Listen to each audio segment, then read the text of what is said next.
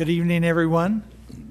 Welcome to our general government meeting of November 6th, the day after the day. And could we have a roll call, please? Certainly. Good evening, everyone. Councilmember Dennehy, Here. Maloney, Here. Schmischer, Here. Stein, Here. Tracy, Here. Worthington, Here. Mayor Pro Tem Hamrick, Here. Mayor Troutman. Here. Okay, tonight we have a discussion on the water rate study, potential rate increase and conservation plan. Yeah, and we will be hearing from our water superintendent, Travis Payne, and the consultants. Both myself and Leo Evans, our public works director, are here to also assist and answer questions if needed. Hello. So this draft is being presented by Raftelis through Todd Cristiano, the subcontractor for JVA, the Water Master Plan Engineers. The initial draft for the water rate study was presented to the Water Committee on September 25th by Raftelis. As described in the General Gov memo, there were two options presented for possible rate increases. First being fully cash funded for all capital projects to include next year's 2A water main replacements and the potential service line replacement program slated to begin in 2027. The committee decided that those rate increases would be a little too drastic. They were going to be for 25% and 15% for year one, year two. Additionally, they deemed it not to be a great idea to raise water rates based on a worst case scenario for the service line replacement program. So that was 3,000 service lines at 10,000 a pop for $30 million. That is a very, very big capital project and a very big worst case scenario.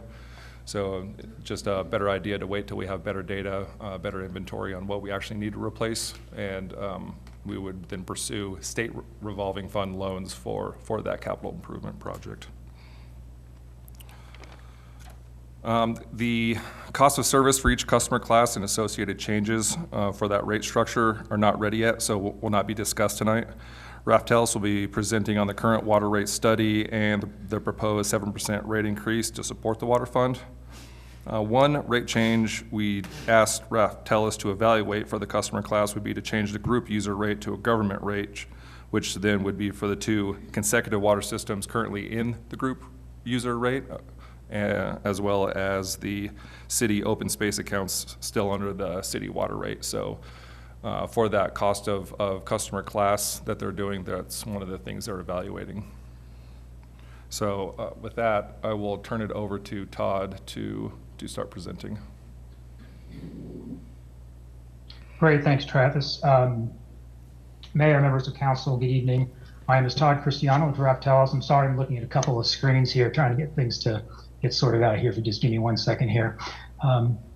Like Travis mentioned, we were contracted through JVA to complete a water cost, service, and rate study for the city.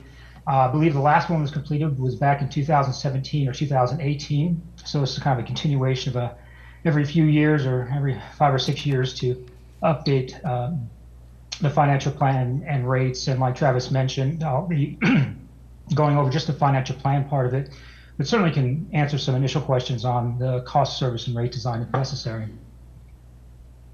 So let's see. Our assumptions here or our agenda today are, we have our studies, goals, and objectives. Talk about the rate study process and how this is all these pieces are put together, because a lot of moving parts as we go along. We'll focus on the financial plan, and then we have a bill comparison and utility survey, which is always important to show where your community falls within your peer utilities around the area, and follow up, excuse me, with our next steps. Well, we know that the city has to meet a lot of obligations here to fund operations, capital projects. We need to maintain reserves and fund growth and ensure that our cost recovery. Well, we do that by focusing in on developing a long-range financial plan to ensure that our revenues meet expenditures. The cost of service analysis is about making sure that each customer class the city has set up recovers their proportionate share of costs and that there's no subsidies. The rate design is obviously the component of how we're going to get it from the customers, what's the structure, and obviously tap these two to help fund growth and new development that comes in. So we're looking at all those components during this study. And again, the financial plan here is the key thing we're focusing in on today. So like I mentioned, financial plan is how much money do we need to meet our annual revenues and expenditures, and what do those revenue adjustments need to look like?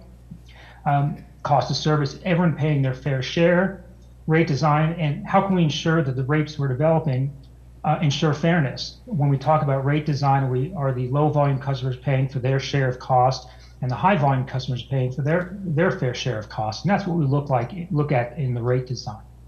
And finally, the tap fees. How can we ensure that we're recovering the cost to serve new growth to help minimize or mitigate any sort of impact to existing customers?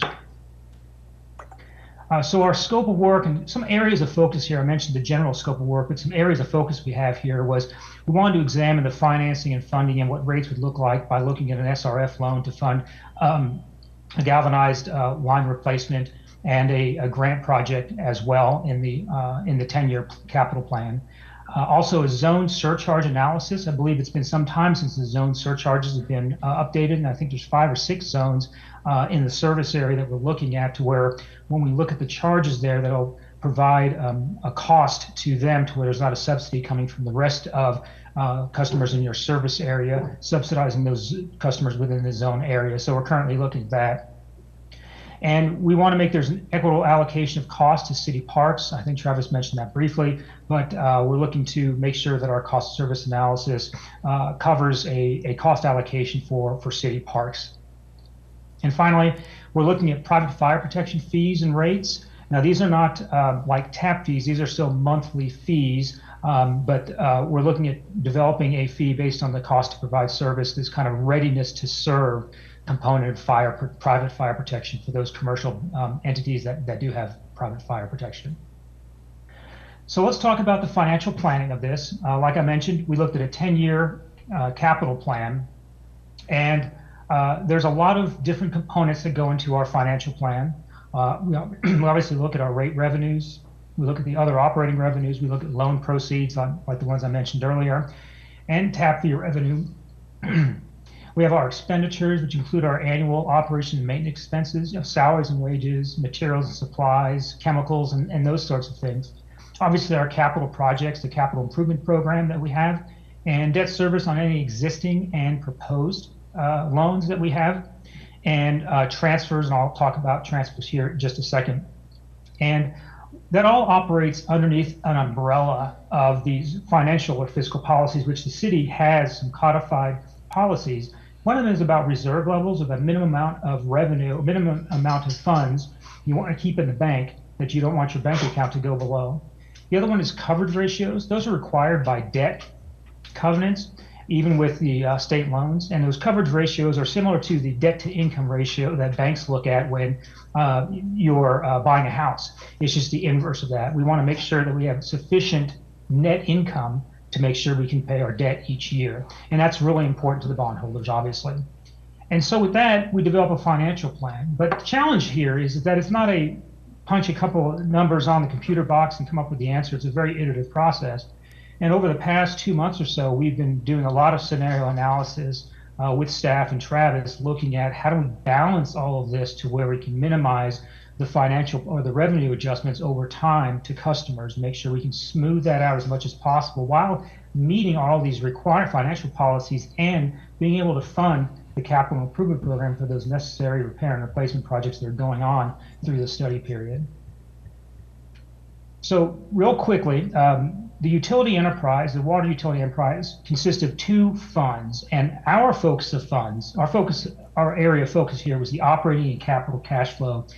And these are the expenditures here that really deal with the annual operations and maintenance and maintaining the level of service for the utility. Again, operations and maintenance expense, our loans and grants to fund capital, our general fund transfers, and our existing and proposed debt service.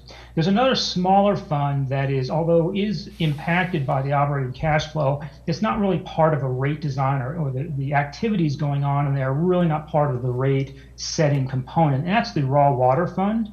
Now, there is a transfer of some tap fee revenue to this fund to help pay for raw water capital projects and fee in lieu of water shares and that sort of thing. But so we do have these two funds. We separated these two buckets, if you will, so that way we can ensure that what we're trying to recover through rates is only rate-related or operational-related costs, and that would be the O&M expenses, capital, and that sort of thing.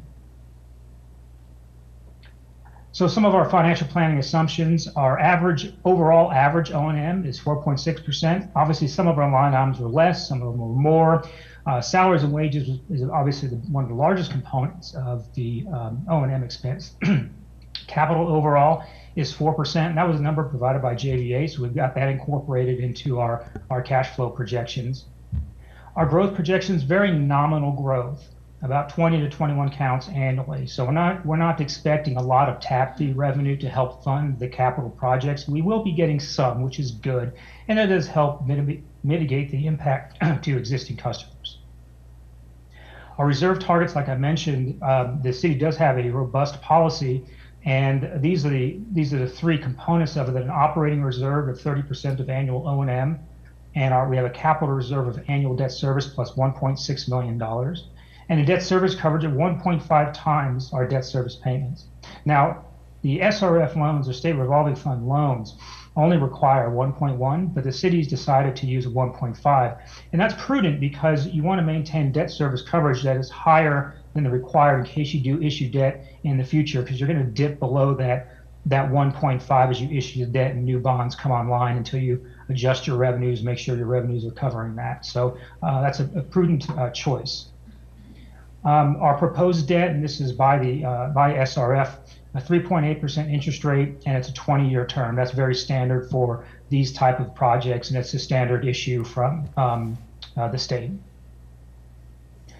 So real quick here, we have the listing here of the 10-year capital improvement program, and you can see it kind of bounces around each one of the years, which makes things a little challenging when developing revenue adjustments, because some years we have quite a bit of capital, and others we don't. So one of the items we would work through is trying to find how do we fund capital in this order or this way that's been presented or identified by JVA, and still maintain some smooth and predictable revenue adjustments over the study period. So there was some moving of some capital projects around, but for the most part, we were able to optimize, for lack of a better term, the financial plan and try to mitigate the increases to fund all of this capital. This chart here is kind of busy, so I'll explain it. We have the bars here, and the bars and the colors within the bar represent the different types of expenditures in the operating fund.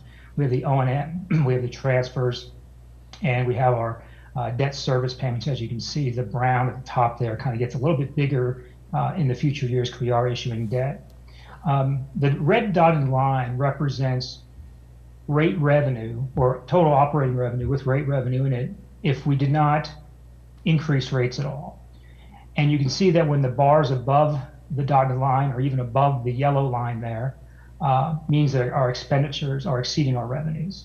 And that can be okay, but the goal is to have our revenues meeting our expenditures. So on the yellow or orange line there, you can see that it trends upward based on the revenue adjustments we've projected. And for majority of years, that line is just above the bars, which means that our revenues are meeting or slightly exceeding our expenditures. And in those cases where the bar doesn't quite touch the orange line, we're building up reserves. And you can see in those later years, 2030 through 2034, that we are building reserves. And what that does is it sets us up for the next 10-year period. And that's important because in the water utility, it's a very long-term look in terms of constructing projects and planning for projects. So although it's 2030 is 5 or 6 years out, starting to plan then for certain capital projects is not unheard of, and actually is very prudent to do so. So we are building some reserves there, but there will be additional projects, I'm sure, as we move out into those later years.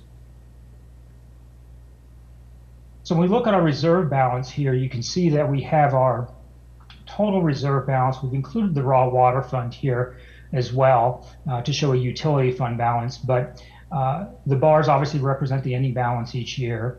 And in this instance, when the bar is above the line, that means we're adding reserves, we're above our reserve target. So once we hit 2030, we start building those reserves to 2034, which then sets us up for 2035 and beyond. So we're going into that next 10-year period in a good place, in a solid financial situation to start funding those other repair and replacement projects that will be coming online. It's obviously a continuing thing. It never ends, really. So it sets the city up for a good place in 2035. And so we're looking at 7% revenue adjustments across the board for the next 10 years, 25 through 34. I believe these are slightly lower than what was projected in the 2017 study. And what's good about this is that the city has been prudent in adjusting rate revenues each year since the study for the most part. And by doing that, they've been able to mitigate these huge jumps that we are currently seeing with communities across Colorado, both West Slope and in the Front Range. And we're not talking 10%, we're talking 20 to 40% increases. So although no one likes an increase, this 7% just demonstrates how well the city has done to maintain their cost and recover their cost with revenues that are under 10%, which is, we're not seeing any under 10% anymore for the most part. So here's a quick survey of, well, where do you sit in terms of your community peers? And so with the Canyon City existing $49.42 for 10,000 gallons a month, which is about the average for a single family customer, we would go up to $52.88. And one thing that I want to remind everybody about is that, we're comparing against 2024 typical bills of these other communities. We're not for sure whether they're updating their rates for 2025. They usually hold that close to their chest until they update them.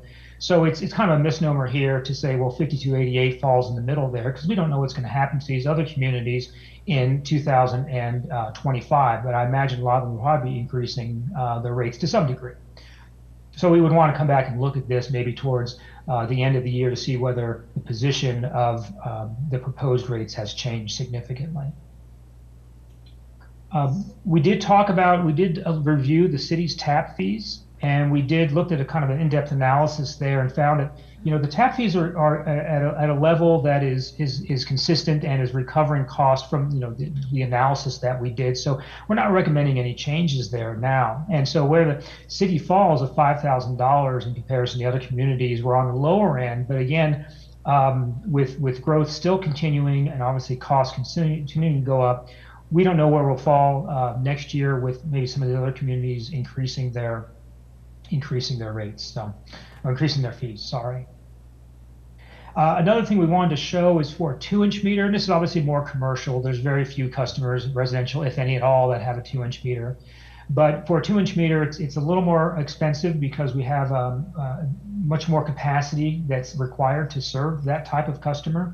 And so hence the reason it's $26,000 instead of the $5,000. And we're at the lower end again here. Again, we don't know what's going to happen with the other community members here when they update theirs possibly in 2025. So I'm going to switch gears real quick. Travis mentioned about combining some classes, and we're evaluating that now as part of the cost of service and rate design component. But we've got 2 classes here: the group users, which is a developer's account, and municipal city irrigation accounts. And we're wanting to combine that into the government rate. And anecdotally, right now, when you look at the single family rate and the government rate, I say single family because they're the water users here, development accounts is, I think, for somewhat of a residential area. When we combine to a government rate, that government rate's about the typical average rate for single family and municipal irrigation as well. And the big thing here, the important thing here is that we're thinking that the demand patterns, and the demand patterns are what really drives the cost to provide service to a customer class.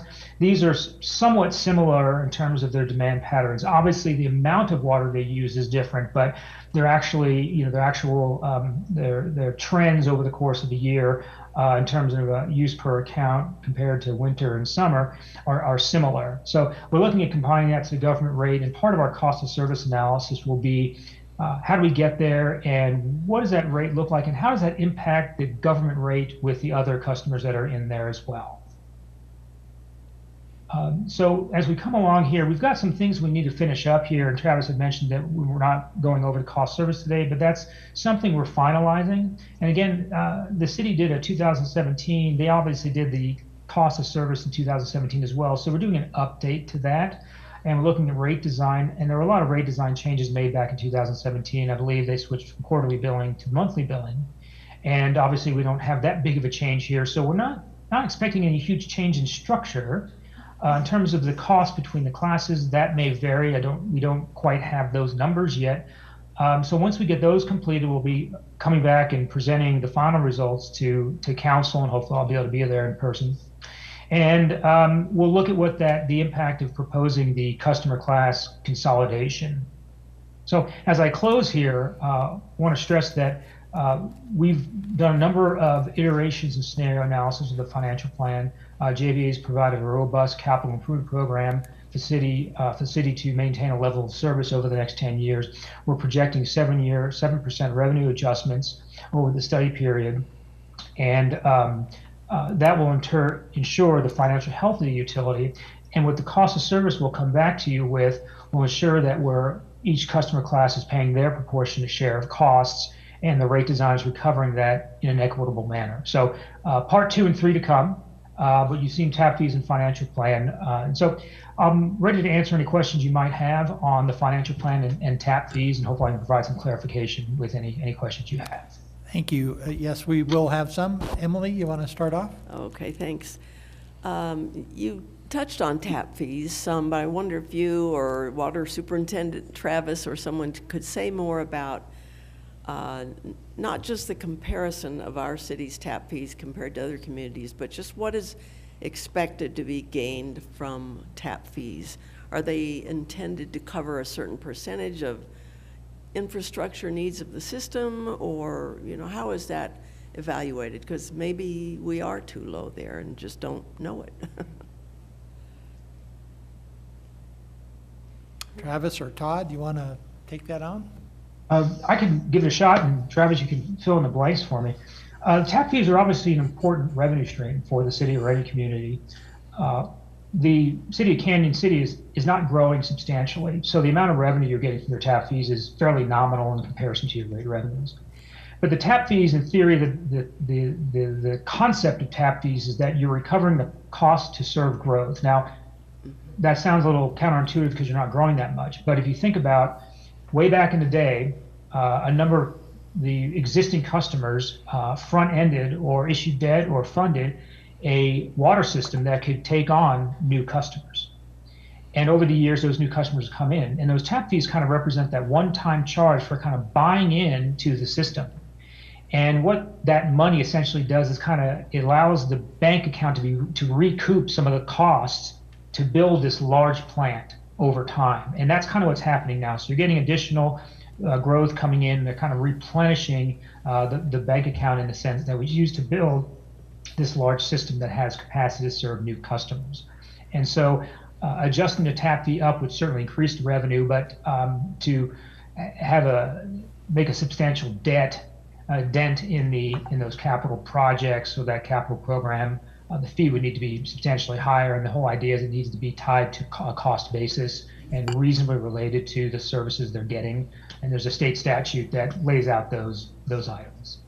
Right, that's really helpful. Thanks. I just, as you say, with the slower growth that we're having, it's not that we can't really expect that those new tap fees are going to fund anything substantial.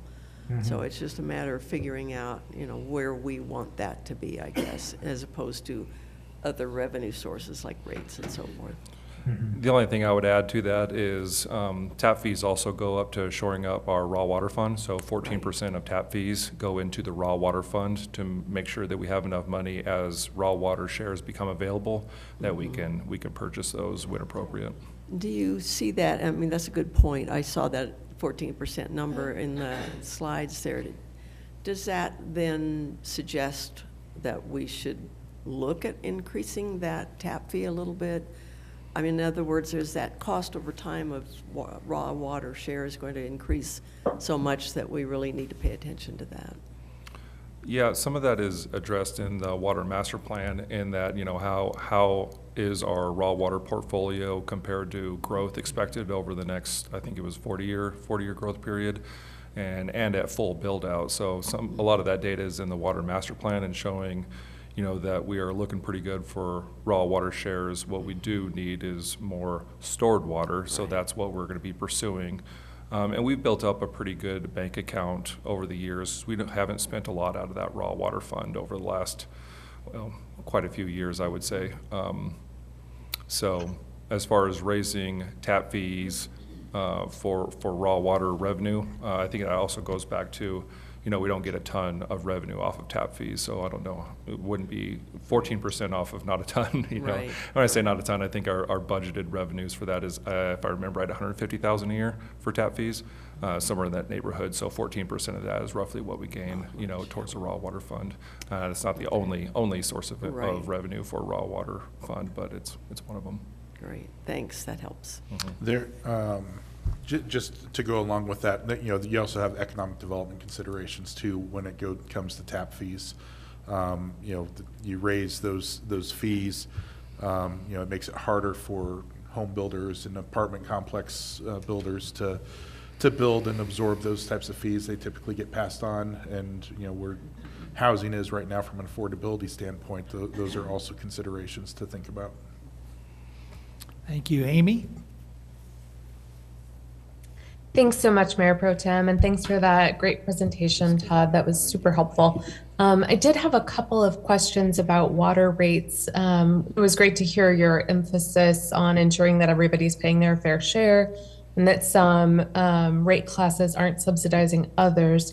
Could you talk a little bit about the golf course rate and kind of what conversations have been had on that? Well, we're still in the preliminary discussions. We've talked about initially that we want to evaluate that golf course rate and give it its own class. So we're still in the process of evaluating, you know, their demand patterns. And like I said, you know, it's the demand patterns that really drive the volumetric component of the rate. And when I say demand patterns, if you think about an irrigation class, they have a lot of water use in the summertime, and then they kind of fall off in the wintertime. So they have much higher peak demands. And if you compare it to a commercial account, which might be pretty steady, like a Starbucks or something, they have less of a peak demand. And those different types of demands place different amount of costs on the system to provide service. So that's what we need to look at to find what the distinction is with the golf course rate. And so we're looking at that right now. And unfortunately, I don't have any numbers for you, but we'll have those shortly. Great, thanks so much. I know that the new golf course owners were planning on significantly reducing the turf and significantly reducing their water usage, and maybe even looking at trying to convert from treated water to untreated water. Superintendent Payne, do you have any updates on that? Yeah, I know they are in the process of reducing the amount of turf they're watering. We don't have an exact number about how much has been reduced, but I can confirm from being out there that they have reduced a fairly significant portion of their fairways. Okay, thank you. Just two other questions from me. Could you just give us a list of who else is in the group user category? I'm assuming that includes the prison and then Brookside and other water districts that we provide the water to. Yep, it's Orchard Park and Brookside. The prisons are on a commercial rate. Oh, okay. So they're actually not a consecutive system.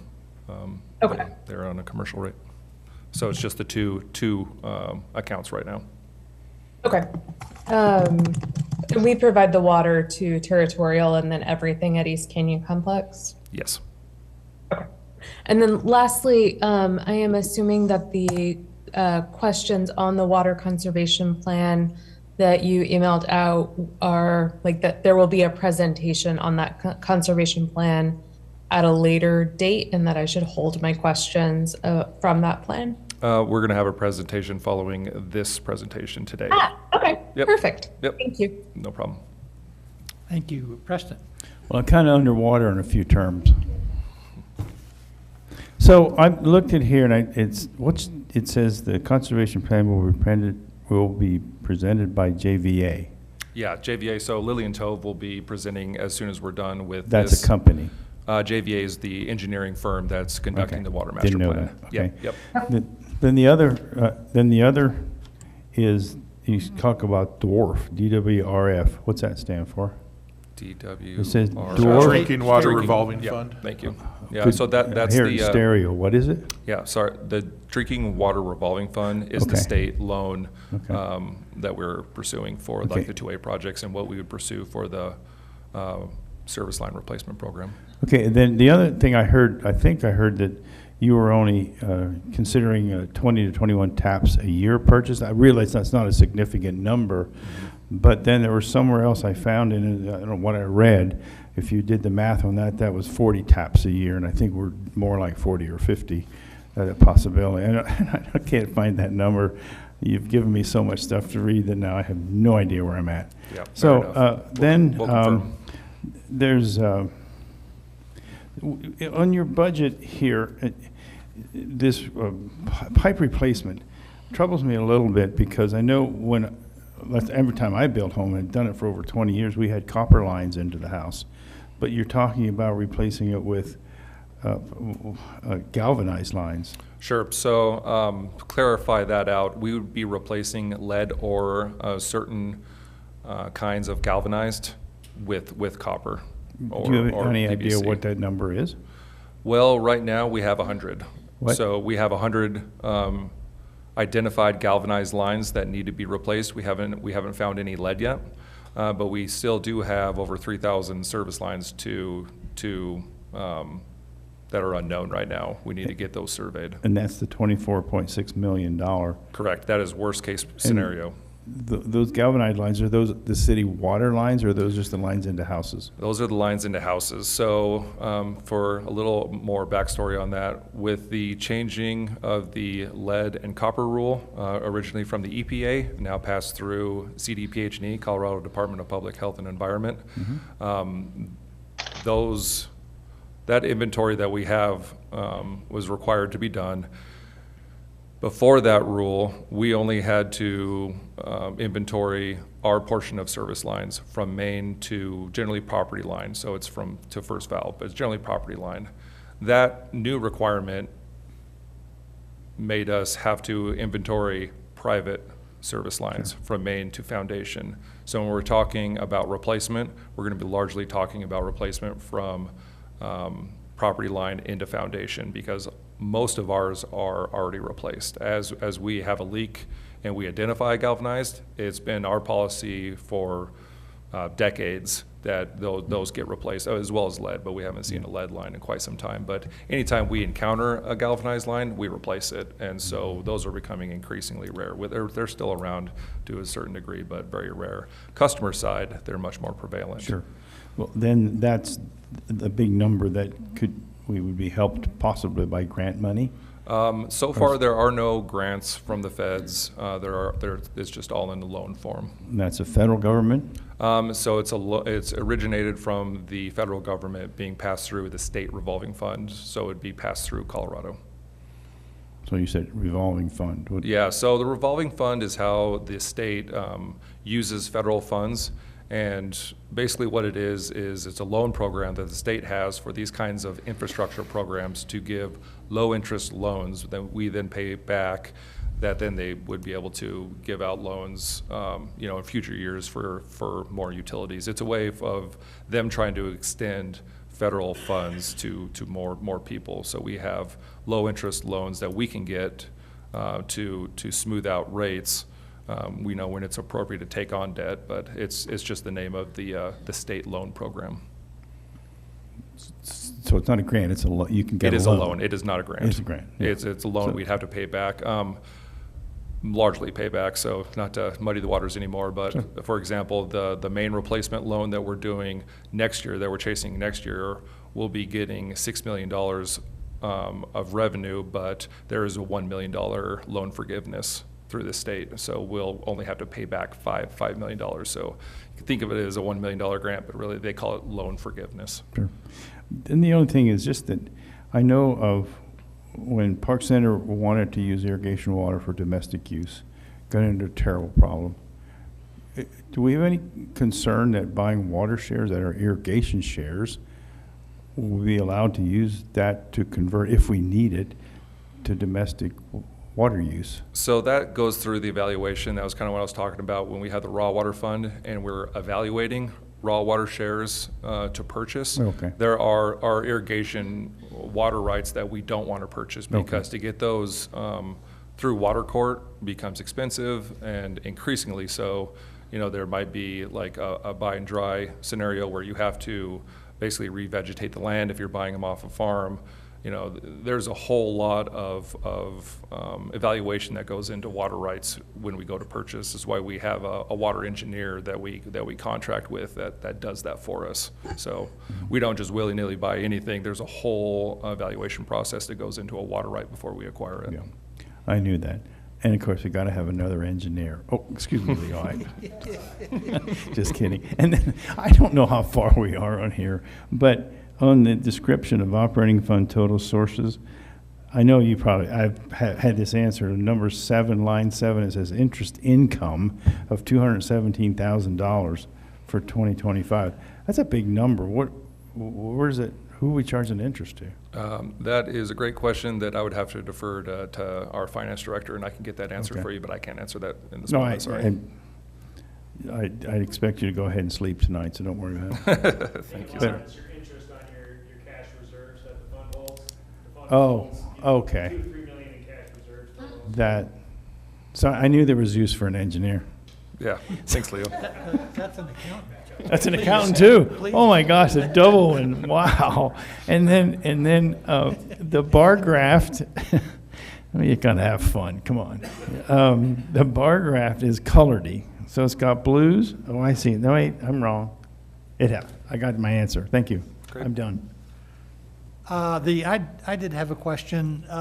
And at the beginning of the presentation, we were talking about devising a fair system. And my question is, what's the definition of fair? You know, is it like some of the consumer-owned electric utilities, that those who cause the cost pay the cost?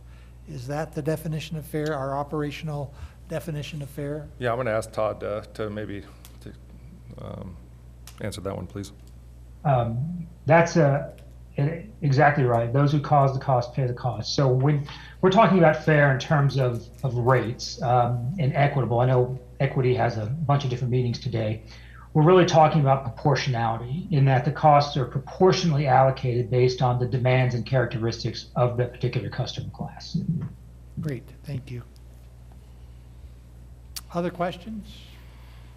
So I think we're ready to roll into the second presentation, is that correct? Yeah, great. So the second presentation will be given by Lillian Tove from JVA, and it'll be concerning the conservation plan.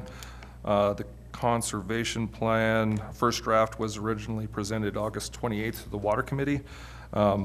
Any notes that came from that have been incorporated into this draft. So with that, I'll send it to Lillian. All right, can you guys hear me okay? Yep. Yes. Perfect.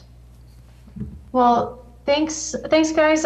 Sorry, I'll say up front, I'm not there in person on this snowy evening, but hopefully we can get kind of still the most out of this presentation with it just being on Zoom. So my name is Lily Tolvey. I'm a project manager with GVA. Been working with Travis on this water master plan and conservation plan for this past year. We have already done 2 presentations for the master plan. but tonight we'll focus on the conservation plan. And so, yeah, please, I will try to monitor the screen for raised hands, but if you do have questions, I don't see it, please feel free to interrupt me. But there will be obviously some time at the end for those questions too. So yeah, let's get going. Introduction here. So tonight we're gonna review the draft water conservation plan and our proposed measures. We definitely want this as an opportunity to gain some input from the community, from the council. Hopefully you guys have reviewed the report, but if not, we'll go through everything here today. We definitely want to take your comments, take your suggestions, and then we'll incorporate that into a final report over these next few weeks. Overview of the presentation. So I'll go through a short background.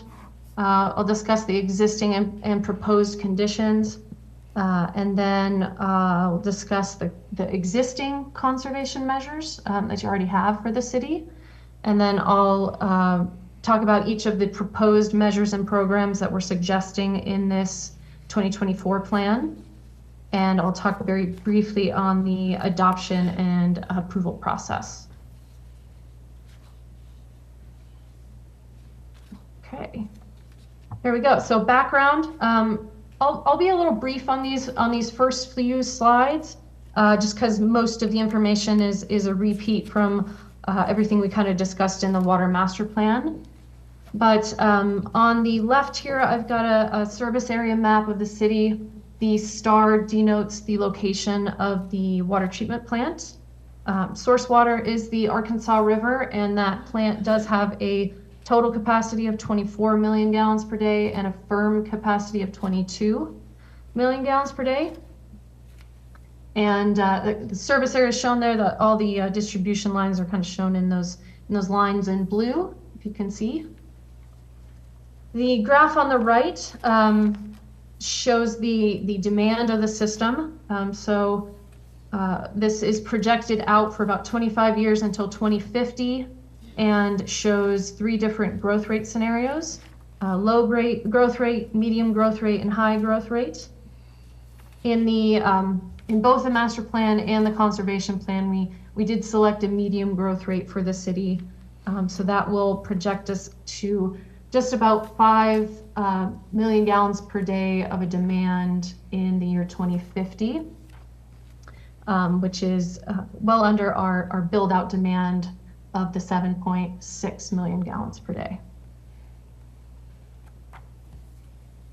So moving on to existing conditions for water demand in the city, do have several categories that the system users are kind of broken into, and the highest demand users are residential and non-residential. Residential does have about a 650 million gallons per year demand, and the non-residential group has about 580 million gallons per year.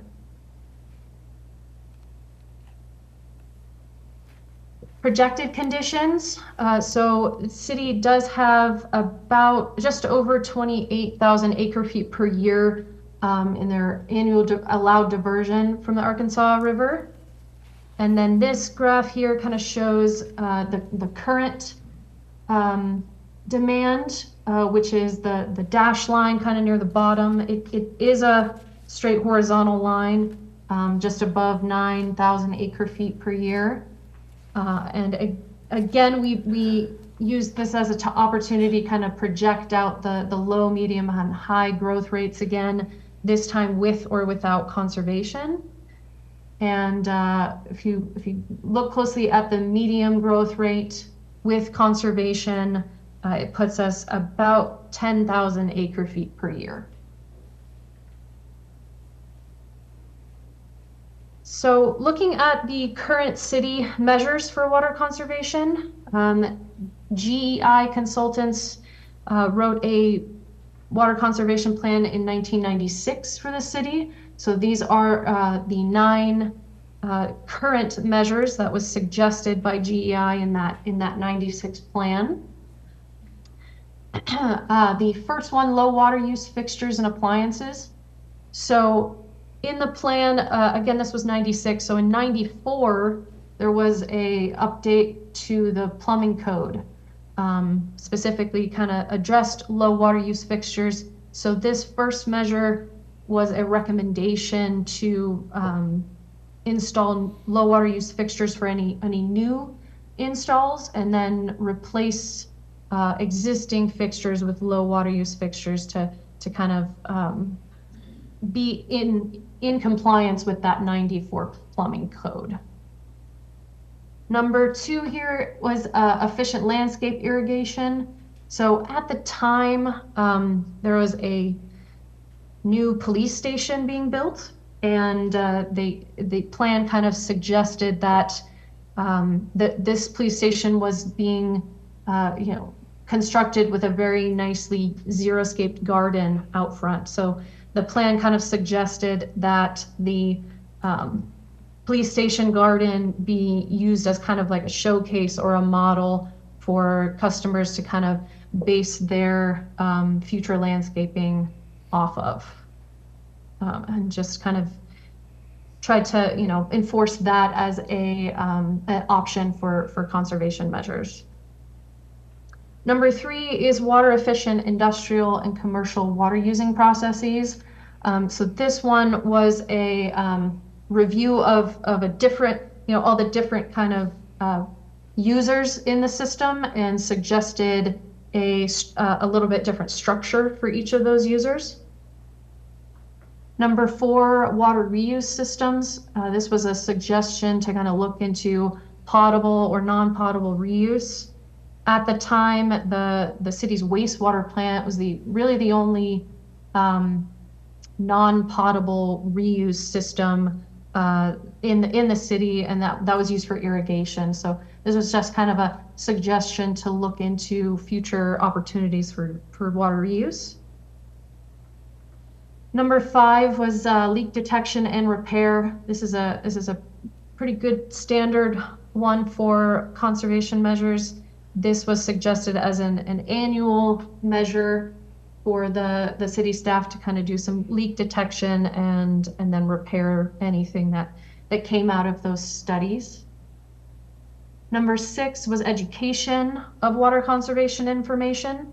The plan kind of suggested water treatment plant tours, and then public kind of outreach during the Blossom Festival each year, but just kind of encouraging customer education on measures for water conservation. Number 7 was water rate structure. This was suggested as a method for conservation, and just structuring with the different users different rates for larger users to be charged a little bit more. Number 8 is regulatory measures. This is kind of the stick. If the city wanted to maybe enforce or be a little bit more strict with monitoring conservation measures.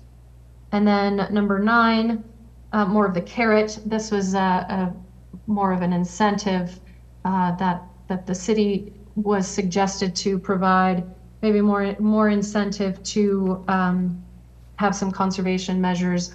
It did say in the plan, though, that they didn't think that the incentive programs would be that cost beneficial as a program, but it was still listed as a suggestion. So yeah, those are the 9 that the city has in store right now. And then moving on to the 2024 plan. These are the 10 proposed programs and measures that we're suggesting in this water conservation plan. As a goal, our goal for this conservation plan, and we hope the city agrees, is to reduce the annual water demand by up to 10% in 2045. So if we remember on the previous graph, we were at about 10,000 acre feet per year of water in 2050, 2045-ish. So that would be a savings of about 1,000 acre feet per year over that 20-year planning period.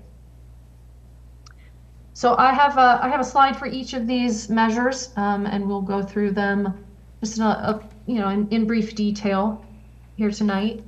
These are ranked based on kind of the dollar amount saved in that projected 20-year period. First measure here is pressure management. So high pressures in distribution systems can lead to leaks and failures. So this is suggested as kind of the high-ranking method to have the city do a little bit more field work to really figure out exactly where in the distribution system there are higher pressures that could benefit from some control methods. So some testing in the distribution system, some modeling, and then ultimately some design of some devices that will support some pressure management in the system. So we have been working on a model for the water system, and we'll have a write-up in the master plan. So definitely will be important to kind of maintain an accurate model moving forward of the distribution system, and especially considering the different pressure zones in the system for the city. Number 2 is leak detection and repair. So this is kind of a carryover. The GEI plan did have this one. It's a carryover because this is a great method to conserve water, is by fixing any leaks. So this is suggested to be, using different detection methods, tracking meter data, finding unaccounted for water potentially, doing any sort of acoustic leak testing. Usually by a contractor that comes in and does that testing. And then the follow-up would be to repair those leaks in a prompt and timely manner. Number 3 is water meter testing and replacement program. So this is a suggested testing interval on meters depending on their sizes. So you have sized from 5/8 inch to about 8 inch in the system. So we're recommending that the 5/8 inch to 1 inch meters be tested every 10 years. The 1 inch and up to 4 inch meters be tested every 5 years. And then the larger than 4 inch, which ultimately if they are having errors or inaccuracies would cause more of an issue, we recommend those are tested every year. And then replacement as necessary would be the follow-up on this one. Number 4, water audits. This one is more specific to residential customers and city-owned taps. But this would be recommending an audit for those users and kind of seeing the water loss in the system for those users, and both apparent losses and real losses. So apparent losses would be more like data errors from metering inaccuracies and unauthorized consumption, whereas real losses are more actual physical leaks and on mains or storage tanks, and then on connections prior to the meter on service lines. Number 5 is water restrictions. So this would be a city would develop a program that would restrict days, potential days, but definitely hours of the day that customers are not allowed to use water for irrigation. We see those typical as 10 a.m. to 6 p.m. And hot days, we definitely want to not water during the peak hours of the sunshine there. And then it would be up to the city on defining or implementing any sort of non-compliance plan for any anyone who's kind of watering during those hours. Number 6, new landscape lawn permits. So this would be a kind of a permit program where new developers would apply for a permit that the city would review and approve prior to construction. And it would focus on landscaping, xeriscaping, any sort of specific irrigation devices that could be used more for conservation measures. But you'd have, the city would have to have, you know, something a little bit more regulated and in place in order for these new developers to submit these applications. Number 7, irrigation, turf, and landscape standards for new construction. So this kind of ties a little bit into the last one. This would be, you know, this could be a standalone document or incorporated into existing legal documentation, but it could be pretty specific on what standards are required in the city, whether those are, yeah, irrigation devices, xeriscaping methods, just more standardized procedures of how to kind of require those conservation measures specifically for outdoor water use. Number 8 is irrigation scheduling. So this one is kind of, you're regulating a percentage of the lot that can be irrigated.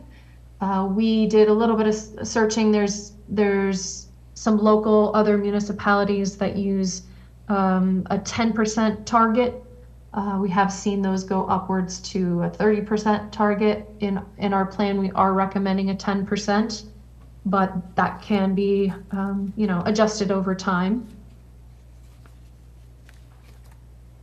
Number 9 is annual irrigation audit and irrigation rebate for large user. This is, specific to more larger users in the city. But it would be a audit on their usage annually, you know, at the same time each year to kind of see what the usage is for these large users, and then offering from the city offering up a rebate or you know, some sort of an incentive program for up to about $500 is what we're suggesting, so that the user, the large user has, you know, some incentive to lower their usage and start using those conservation measures.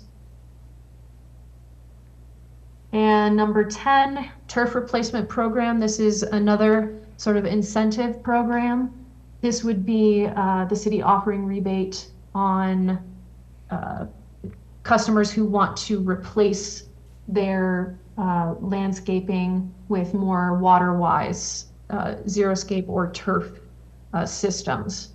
And we have seen some programs offer about $1 to $2 per square foot in rebates. This would be, again, it's the last one. It'd be a little bit more on the costly end of the measures, but it still would be a great conservation measure for the city. Implementation. So this is our suggested implementation. This program or this conservation plan does run for, you know, the goal is to have it run for 20 years. So we've broken up each of the measures and programs into a category, and then we have a short term, medium term, and long term for each of those categories. So in the short term is more of the maintenance programs. That would be something that, you know, more city staff can take on, and the city has a little bit easier control over, which are the water meter testing and replacement, the leak detection and repair, and the pressure management programs. In the medium term, 6 to 10 years out, these are more incentive programs, all the rebates and incentives that the city could offer to the different users. These measures would include the irrigation audit and rebate for large users, the audits for residential and city-owned users. The turf replacement program is another incentive program. And then the long-term, 11 to 20 years out, is more the regulation and standards categories. These are the water restrictions, the landscape standards for new construction, the landscape permits, and the irrigation scheduling. So that's kind of how we broke things off and suggested for the implementation of each of these measures. And then next steps. So December 16th is an upcoming council meeting that will have quite a busy night. We'll do the second reading of the water rate increase and then adoption of the water master plan, conservation plan, and rate study. So that'll be the next full step for the conservation plan. Another thing that we will do, this needs to get approved by the Colorado Water Conservation Board, CWCB. So we will submit, after it is approved by the city, we will submit the final plan along with a cover letter to the CWCB for approval. They will review and take 90 days to kind of confirm everything, and then hopefully the city will receive a letter of approval after that point. And then that's what I have for you guys tonight. Any questions or anything for me? Sure, Preston. I just have a few. I'd like to have time to read this, and we're not going to do anything tonight, but Absolutely. this is a lot to try and, because I'm way underwater on this one. But anyway, the water meter testing and replacement program, how's that done? Do you test a meter? We do that now, don't we? We do. So we have the ability to test a meter at our shop. We have a contraption that we can put, I think it's 10 meters in at a time, flow a known amount of water through them, and test what percent they are accurate at low, medium, and high flows. So that's kind of one aspect of how you can test a meter. One of the things that we're doing is we're upgrading registers on meters and meters themselves into, so back up a little bit, they're all radio read meters currently. The older generation of meters currently just get read once a month. So we just get a snapshot once a month. The new generation of meters is pretty much continuously read. I think it's hourly. It might be at 50-minute increments, but we get a lot more data from those new style of meters. And what that enables us to do is we can see when a customer has a ramp up of a lot of water usage, and we'll send a water meter tech out there and kind of evaluate, okay, are they filling the swimming pool? Great, then nothing's wrong. Or do they have a leak? Well, we can let them know that they have a leak, and we can tell them, you need to be checking. On the other side of that, we can tell when a meter dies. So if a meter malfunctions, it malfunctions to 0. So if we get a 0 reading, again, we can send a meter tech out there to see if they're consuming water that's not being metered. So that's kind of how we're handling it right now. A more robust water meter program would be us, I think it was once every 10 years touching every meter and making sure that they're reading correctly. We don't do that currently. So you don't physically take them out of the meter pit and bring them No, down? right now it's really based on whether we see if there's an issue or not. That's about all we have time for right now. It says, do you have an estimate on what water loss? How do you figure that you send 1 million gallons and then you end up getting, how do you? Yeah, so we do a water audit on our water system every year. It's a requirement for state agency that escapes me right now. And basically what we do, this is very grand terms, but basically we have a water meter that meters all of our water that goes into the distribution system, and then we have all of our known metered accounts that we then gather. So we have water going into the system and we have water going out of the system into accounts. And so we basically see the difference. There's a lot more accounting that goes into that. We have, fire hydrants that we flush, so we make sure we account for all that usage. So there's a lot of other things that we have to account for, but in general, it's water in and water out. Anything that you're not accounting for is water loss. So that could be leaks in the system that we don't see. You've done that for a few years now, is that? Right now, we're on the very low end. I think it was slightly less than 10%. I think it was 7 or 8% last time we did it. Which is really good for a water system, because there's going to be water that you just can't account for, right? There are water leaks that we don't see and can't hear, we don't know they're going on. There could be accounts that are attached to our water system that don't have a meter, they're legally attached. If we knew about them, we would take care of them, but you don't know what you don't know. So that is another possibility for water being used. You have leaks that are hard to quantify. So we may have a large leak that we can see how much water comes out of our clear well, but there are a lot of small leaks that we don't see that. We don't see how much water escapes from a water leak. So those are kind of hard to quantify as well. I know that I've had customers tell me that they've actually got contacted by the city and say, hey, you got it. I did when I had an apartment building. All of a sudden I had one bill that was huge. Right. And I knew my tenants were not taking extra showers, but I'm sorry. And that was, in fact, a meter leak that I didn't know about. But they did call me and say, hey, you got this huge bill. So I know it's been going on for years. Yeah, it's a really nice thing to be able to offer our customers, to try to let them know they're having a leak on their property that they're going to have to pay for before it's a month down the road and suddenly it's a really big bill. Yeah. It's not always successful, but it is outreach that we try to do whenever we can. I paid for it, too, by the way. So illegal uses, is there actually... this is hooked up to water line. There's no tap that someone No, there's a sneak in tap there? that it's not metered, and it's not unheard of that somebody Really? very long ago or Oh. under the guise of night have dug somewhere and Really? found a section of water main that they can tap into. It's not unheard of. It's not common though. Wow. Okay, that's my questions. Yeah. Okay, I'll get to you just a second, Kathy. Amy? Thanks so much. I do have several questions. How did we implement the 1996 plan, and did we track our implementation to see what water conservation benefits were accrued? Not that I can tell. It would be the short answer, unfortunately. I was unaware that the plan actually existed until about a year ago. Of course, I was not in this role before. Sure. I have not found any tracking that we've done on the 96. We certainly have done the Zeroscape in front of the police department. We do public education. We do the tours. So there's been a certain amount, but I can't really speak to a whole lot of measurable things that we've done towards that early plan. Okay. What additional staff would be required to implement this plan?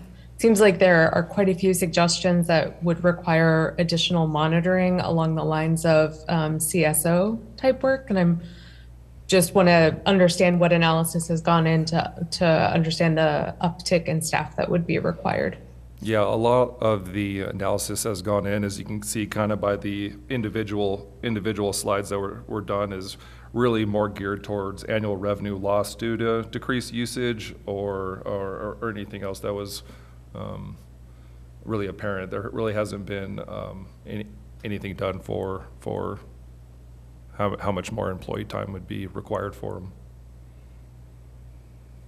Okay. I think that would be an important consideration, especially as we're looking at the costs of each of these measures. Even the water meter testing, you mentioned that we do some of it now, but we certainly don't have the staff or the capacity to test all of the water meters. So, I mean, that's one example, but I think that it would be helpful to kind of have that analysis if we really do want to implement this new plan, what would be required to ensure that implementation could be successful. Yeah, agreed. I think that certainly the Water Committee was largely in favor of rebates and largely not in favor of any kind of regulation. I think that would be long-term, if at all, and I think those rebate programs would be far less employee participation. It'd be kind of more administrative. It wouldn't be employees going out there necessarily. So I know one of the big ones was going to be, you know, like the annual irrigation audit, for example, an irrigation rebate for large users, you know, again, a carrot that we would offer if they want to do it, and we would offer them a rebate if they showed measurable success. So I think those are the low-hanging fruits that we would like to chase first, but totally agree that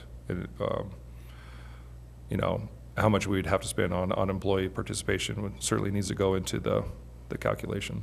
And if I may, Amy, let me step in here, because I think this is the appropriate place to have this discussion.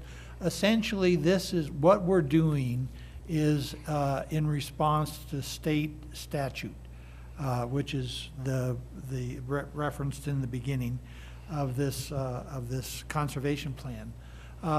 And what has happened is the state has created an Office of Water Conservation and Drought Planning.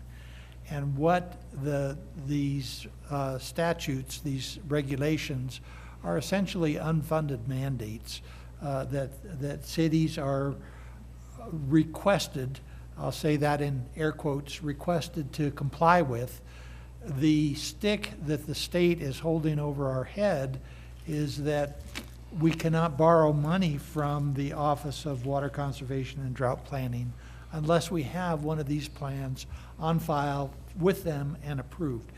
And so my question is, have we borrowed money from them?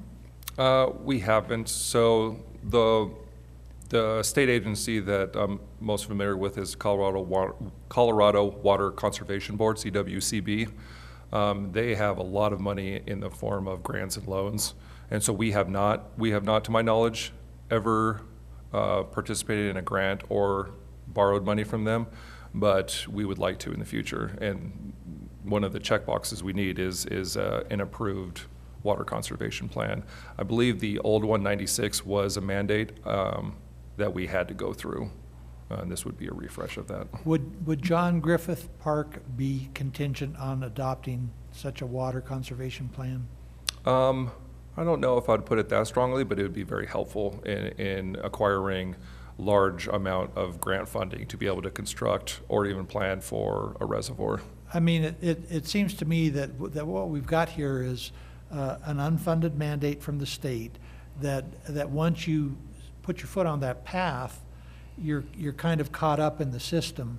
Although they don't have any regulatory teeth to enforce, it's really up to kind of the regulated entities, the municipalities, the water systems, to evaluate how they're doing compared to the plan themselves. There's not really, doesn't appear to be any teeth where they could come in and take adverse action against a water system that had not fully implemented the plan or something like that. Sorry to interrupt, but I thought this might be the appropriate place.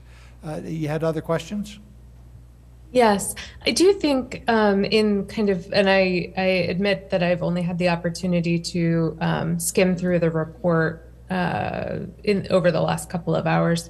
But I do think it would be helpful to insert some kind of hedging language that says, contingent upon, review of staff needed and contingent upon appropriations for some of the ones that we know we could not do with our current staffing structure and with our current workload. If we're being asked to approve a water master plan, I want to ensure that we are not saying that we'll do something that we know that we do not currently have the capability to do and may not be able to add the staff to do. I can add something that along the lines of that, more specifically for like the maintenance programs category, just to say that it would be helpful for the city staff to have maybe another half a FTE or something like that to really help out with the metering, the pressure management, the more maintenance O&M sort of programs. Thank you so much, Ms. Tilvey. I really appreciate that. I think as well, though, if we were to implement the water restriction and irrigation scheduling, that would also require additional staff. I know right now we have a significant challenge actually implementing our code ordinances on a consistent basis across the city due to lack of staff. And I think if we were to add in water irrigation scheduling and water restrictions on outdoor usage during certain hours, that would require significant staff to actually be able to successfully implement. We can add that in for those programs too then. Awesome, thank you. I think I just have maybe 3 more. Travis, does the city have the capacity or the capability to do an annual review of conservation measures in this plan to understand their efficacy? Is that something that you think we'll be able to do on the JVA plan with current staff? Yeah, I don't know. I don't know that we'd have the capacity to evaluate each individual measure. I think that we could evaluate overall reduction in lost water in our water audit. I think that would be a more measurable kind of metric for us to be able to use. Okay. I would just encourage us to make sure that this plan is reflective of that reality. I think it's ES2 that kind of suggests that we would be able to do this annual plan. And again, I just want to make sure that plans that the city adopts are kind of consistent with the reality of what the city is actually capable of doing. And then I just have a couple of questions on the specific recommendations. With regard to the water pressure regulation, would that actually have an impact on consumer water pressure? Is that something that consumers would, like, your showers are terrible? Or is that something that it really is just on the water supply side and we are having better control over what's going through the lines? So I think that, Go ahead, Travis. I was just going to say, I think that would be more like we do have areas, and it would be difficult to implement, but we do have areas with very high pressure. So I think it would be focusing on areas with very high pressure to bring them back to an average pressure, not taking average pressure to a low pressure. Got it. Yeah, that's correct. Yep. And then when you mentioned irrigation scheduling and a 10% target, does that mean 10% reduction, or does that mean 10% of the yard being irrigated? 10% of the lot being irrigated. Yeah, some local municipalities target 10%. We're recommending 10%, but we have seen other municipalities go upwards of 20 to 30% of the lot. And does implementation of that and the outdoor water restrictions, like, is that literally somebody is driving around? Or how do you actually implement those? Good question. I think it would,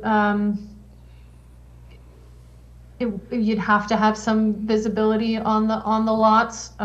You could maybe target specific users as more needing to be kind of viewed, like large users in their larger yards, and then kind of focus on those more than the small residential users. But it's a little bit up to the city on how they want to implement it. Okay. I just think in this sort of plan, again, if we're going to have a plan, I would want it to be one that we're actually able to implement. Sure. So having some thought given to what implementation actually looks like. And then, are there carve outs for agricultural zones? Obviously if you have an agricultural zone, you don't want to just have 10% being irrigated. And okay. on that note, just wouldn't be a bad thing for me to point out, we already have an emergency water restriction in the event of a drought. So we do have a leveled emergency water conservation plan that probably wouldn't be the worst thing to take a look at. I think it is just after that 96 plan. So we could take a look at that again, and if we're going to have an emergency conservation plan, we ought to be able to implement it and have a plan for that too, so. Absolutely. And then just two more. With regard to kind of where things fall in the short, medium, and long term, personally, I would love to see the irrigation, turf, and landscape standards for new construction moved from long term perhaps to short term. I think that this is one area where we could actually prevent challenges from happening rather than coming in with the regulation after the fact. If people know upfront, this is what new construction should look like in terms of what turf and what landscape you're putting in, then you're essentially preventing the problems from happening in the first place. I'm thinking about that in particular with 4 Mile Ranch, as we have a large construction area that's about to begin. It would be really great if we could prevent challenges from happening before, from the front end. I don't know if other folks have strong feelings about that.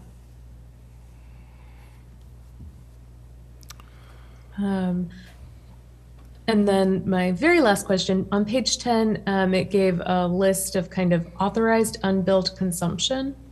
And one of the areas that it mentioned was construction. And I was wondering if you could give me an example of an authorized unbilled consumption for construction. So I guess one would be where they would get a water meter for construction, namely for some of the city projects. If there's a water meter that they get for a hydrant, and they're sorry, I'm drawing a blank. The project on Main Street that they just, the New Method. Thank you. The New Method project would be a good example of that, where they got a hydrant meter and we're filling out their water trucks, but that would be an unbilled consumption. So we're aware of it, we know how much they're using, but we're not billing them for it. I guess I don't understand why we wouldn't bill for construction, but that may be a longer conversation for another time. Yeah, I mean, again, for like a city, we just try to reduce costs where we can, I guess would be the easiest answer for that one, for the city projects. I can say for anybody for any developer that I'm aware of, if they rent out a hydrant meter, that it would be billed costs. We do charge them for that water used. It's the same rate as the bulk water station. So I think that those would be pretty minimal. I know that anytime anybody's like building a house or a subdivision or something like that, if it's a private contractor, we do bill them for that water. So I think that if we're talking about unbilled water for construction, I think it'd be very minimal. Okay, and it's really for city construction. Yeah. I can't point to any other construction that would be unbilled. Okay, thanks. Appreciate it. Yep. Kathy? I'm going to tease Amy right here and just say I'm glad you only looked at it for a couple of hours, Amy, so you did very well. I'm just teasing you. Anyway, my main question is, when were the new meters started? How long ago have you started putting in new meters? The new iteration of meters that can do hourly, I think it was about 5 years ago, something along those lines. We've done radio reads, probably 15, something like that. Okay. Then what we started percentage of the customers have these newer meters? Ooh, it would be a large guess for me, but if I had to guess, I would say somewhere around the neighborhood of 30 to 35%. Oh, wow. I would say. I mean, there are quite a few. I mean, it's been, again, a handful of years that we've done it. Maybe that is a little bit high. Maybe more like 20, 25. Because that's obviously one way you check for enforcement if you ever get to that point of which days and things that way. So, and most rebates are usually at the expense of the rest of the users. Is that what you're anticipating too? It could be, but also there is right now a state program for turf reduction. I think it's largely commercial, but it might be residential as well. So the state is trying to push some funds out there to kind of aid in those types of programs.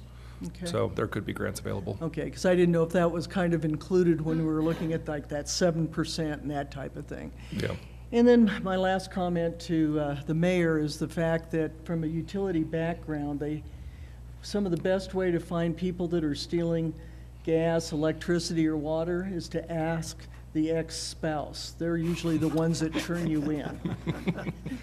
So just thought I'd throw that out. Do we have a dial a tip number? Yep, you'd be surprised. Yes, indeed. Thank you. I have several former spouses. Which one would you ask? I do have an additional comment here. I mean, because we're saying that there's programs or grants or loans that we may want to, access in the future, that one of the check boxes is to have this plan. I'd like some more specificity on that. I mean, it seems to me, this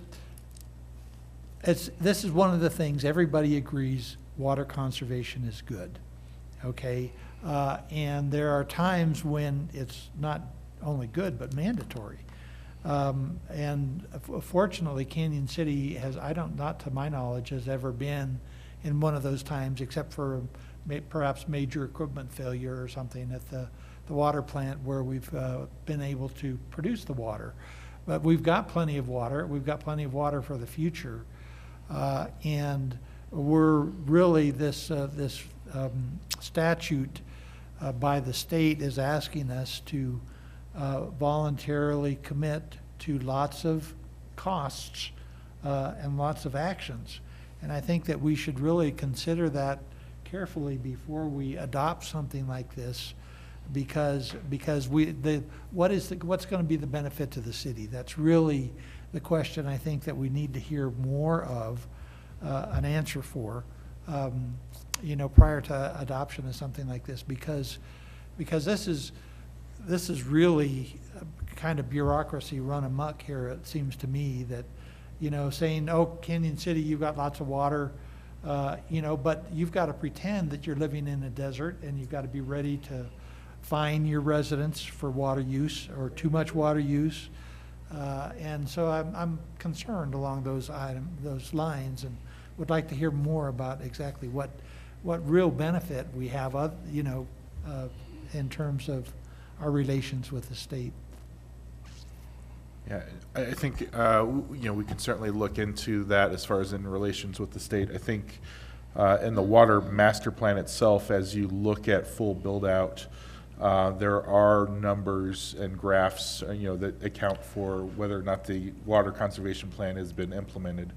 And, you can accommodate more units in the future if you implement the water conservation plan. So, I think as far as a city benefit goes, it's about stretching those, the water rights that we have further, albeit Sure. That's a very long way into the future. Yeah, we're talking like 40 years, aren't we, or something like that? So, I mean, that's where we might have the cart a little bit in front of the horse here. Yeah, just agreed that should be looked into. So one of the ways of looking at it is demand management versus resource management. So, there are a lot of municipalities, and your point is well taken, that we do have some pretty good water rights, that it's getting more and more expensive to acquire water. So that would be resource management of acquiring new water. Demand management is making your water go further and doing a cost-benefit analysis of, is it less expensive to implement these sort of conservation measures, or is it less expensive to purchase new water? So that is kind of a cost benefit that a municipality can do that is in need of water. Okay, great. Other comments or questions from, is this the end of the presentations now, or? Yes, it is. Yes. Yep, okay. This would be the end of the presentations. I think if there are questions about the water conservation plan, please send them to Travis, Leo, and myself. And I think this will come back, as stated previously, this will come back at the December 16th meeting. So the sooner we can get those questions to get them answered or incorporate changes, the better. Well, I really like the water master plan. It is a great planning tool. I'm certainly in favor of that. The water conservation plan, haven't had a chance to look at it, but I have some concerns. Any other questions, comments? All right, then we're concluded, and thank you all very much.